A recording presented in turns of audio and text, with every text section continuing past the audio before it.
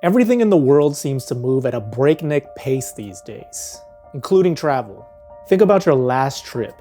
How much pressure did you put on yourself to jam-pack it full of activities because your itinerary only lasted a handful of days? Felt more stressful than enjoyable, right? But what if I told you that slowing down could actually mean getting more out of your travels? Would you believe me? Hey, I'm John Santiago, creator behind World of Nuance, and in this video, I'm going to talk to you about the concept of slow travel. I'm going to share with you the guiding philosophy behind my approach. I'm also going to share some counter perspectives to some common objections to slow travel that explain why I find it to be more immersive and a much more fruitful experience than traditional travel.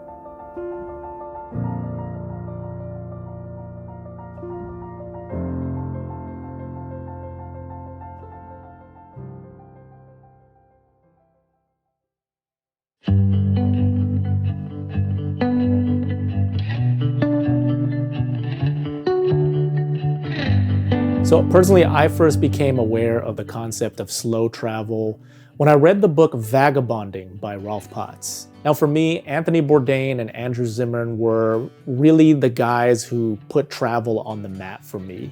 And besides those two, I'd say Rolf Potts and his book have had a profound influence on the way that I think and approach travel. And this is a book that I revisit quite a lot, actually, just to remind me, because I've been traveling for so long and helps me remember why it is that I travel. To give you a better sense of what slow travel is, let me read you Potts's definition of what he calls long-term travel or vagabonding from an excerpt in this book. Beyond travel, vagabonding is an outlook on life. Vagabonding is about using the prosperity and possibility of the information age to increase your personal options instead of your personal possessions. Vagabonding is about looking for adventure in normal life, and normal life within adventure. Vagabonding is an attitude, a friendly interest in people, places, and things that make a person an explorer in the truest, most vivid sense of the word. Vagabonding is not a lifestyle, nor is it a trend. It's just an uncommon way of looking at life, a value adjustment from which action naturally flows. And as much as anything, vagabonding is about time, our only real commodity, and how we choose to use it. Now, while all of that might sound romantic, I know that there are some of you out there who are watching this video just trying to be convinced of the concept of slow travel. Maybe because you're a little bit skeptical yourself of how feasible it might be, or think that it might only be for the privileged. But I want to make the case that slow travel is possible by sharing some counter perspectives to a few common objections I hear to the concept of slow travel.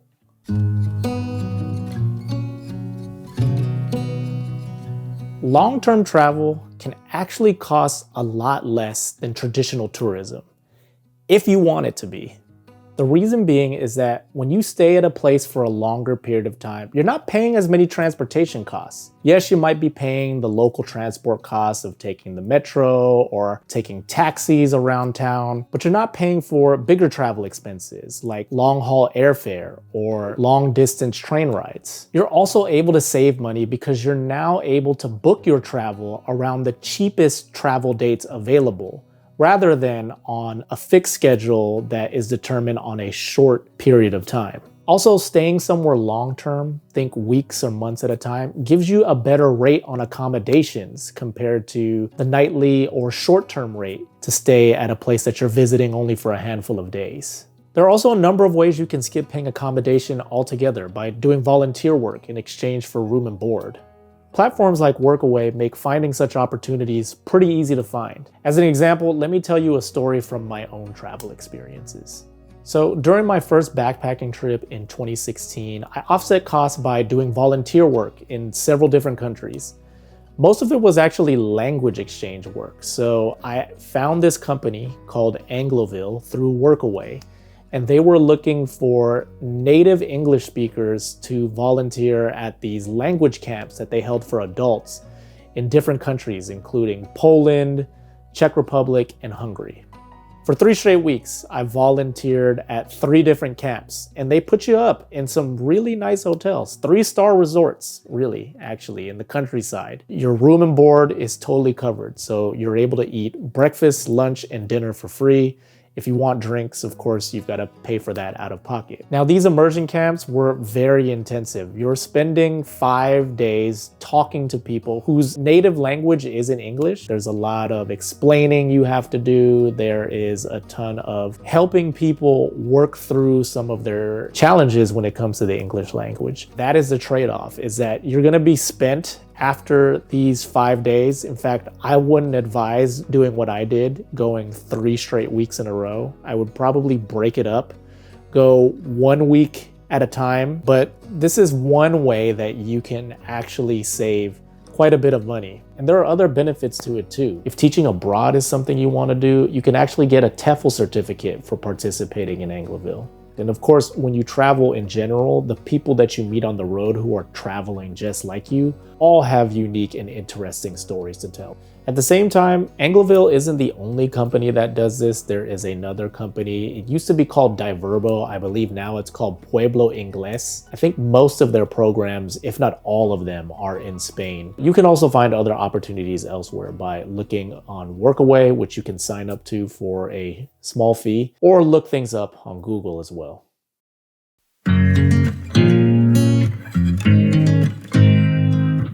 Okay, no doubt that this is a tough obstacle to overcome. And I know that there are a lot of people out there who feel like they can't travel because they're stuck with a mortgage or a long-term rental. They don't like the idea of having to eat up those costs while they're away for an extended period of time. But it's not something that should stop you if traveling for an extended period of time is something that you want to do. And besides, deciding to travel for long stretches of time is not something that you just jump into on a whim.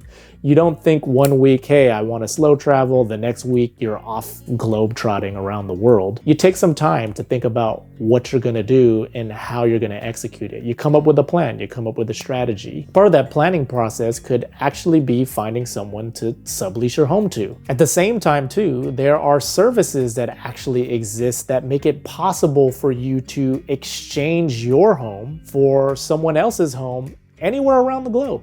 Let me explain.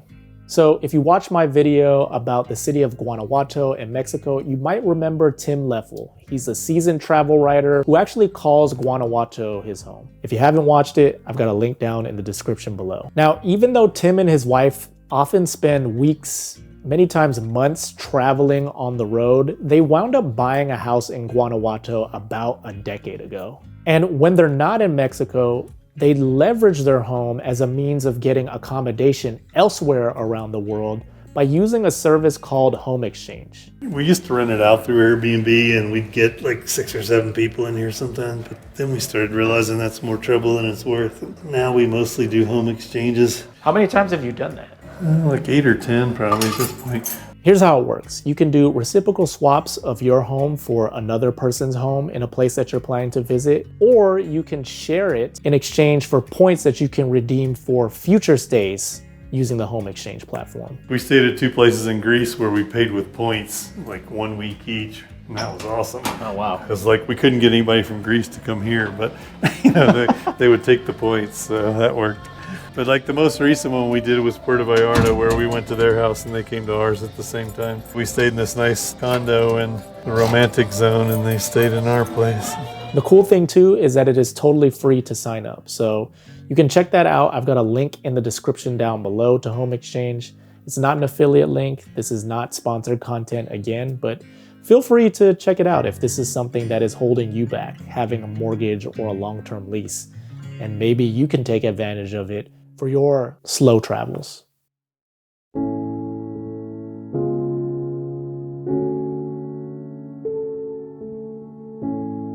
For many people, slow travel might not seem possible unless you quit your job. And if you're a very career-oriented person, the idea of quitting your job might be very troubling to you, might scare you even.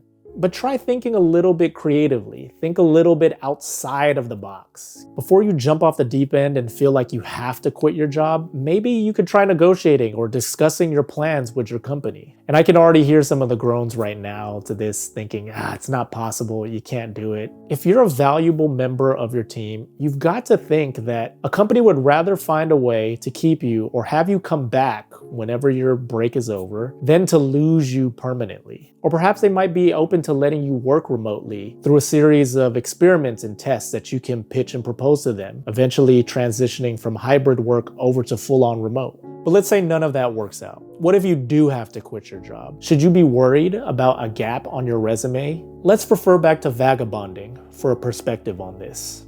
Don't worry that your extended travels might leave you with a gap on your resume when you return. List the job skills travel has taught you: independence, flexibility, negotiation, planning, boldness, self-sufficiency, improvisation. Speak frankly and confidently about your travel experiences. The odds are your next employer will be interested and impressed, and a wee bit envious.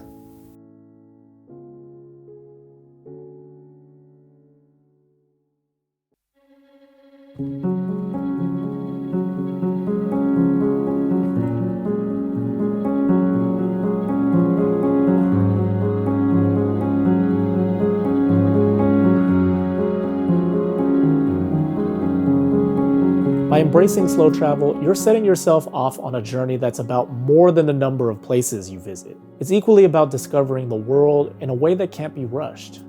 And even though I've made the case that slow travel is generally a good thing, it won't be without its challenges. Slow travel is going to get tiring for you. You need to prepare for that. At times, it's going to be physically, emotionally, and socially draining. It will demand sacrifices from the comforts of home to the luxuries experienced on more traditional travel paths. But when the journey gets tough, remind yourself what you can gain in return. A profound confidence to navigate the unknown, a level of resourcefulness that comes with making do with what's available to you, and a depth of connection with others that can't be forged if you're just passing by a place for a day or two. But of all the lessons and impact that slow travel will have on you, it will influence how you see time looking forward. You will discover why it is actually your most precious asset, and far more malleable than you're giving it credit for even today. So as I wrap up, start thinking about that next trip you want to take. And maybe, just maybe, slow travel might be the right route for you.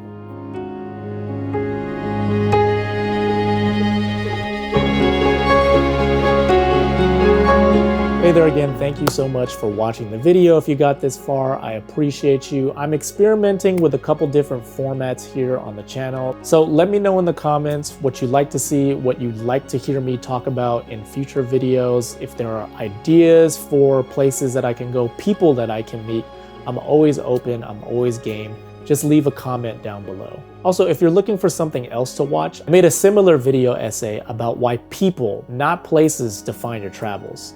You can watch that right here.